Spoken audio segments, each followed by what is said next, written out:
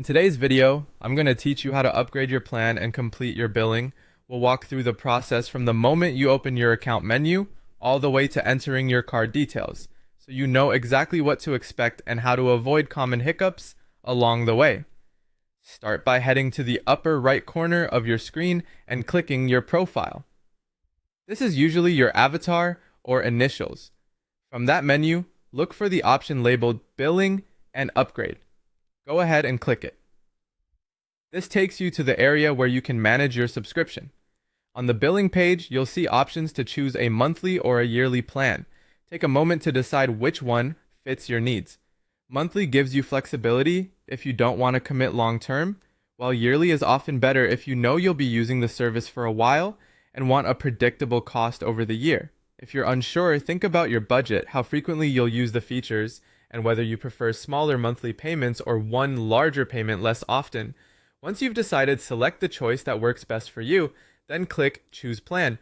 This sets the plan you want to proceed with. Next, click Review and Pay. The site may need a second to prepare your order, so wait for it to load. If it seems to take a moment, that's normal. Just let the page finish loading before you do anything else. Avoid refreshing immediately, as that can interrupt the process. When the review page appears, you'll see a summary of what you selected, including the plan type and price.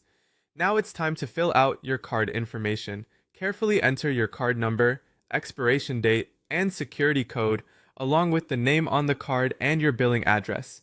Make sure the billing address matches what your bank has on file to prevent declines. Typing slowly and double-checking each field can save you from frustrating errors. If a field is highlighted or shows an error message, correct it before moving on. A quick tip: if you're using a corporate or prepaid card, confirm that it's enabled for online purchases and recurring payments. And for your security, only enter card details on the official payment page and keep your information private. Once your details are in and everything looks right, you're all set with the upgrade flow and ready to proceed.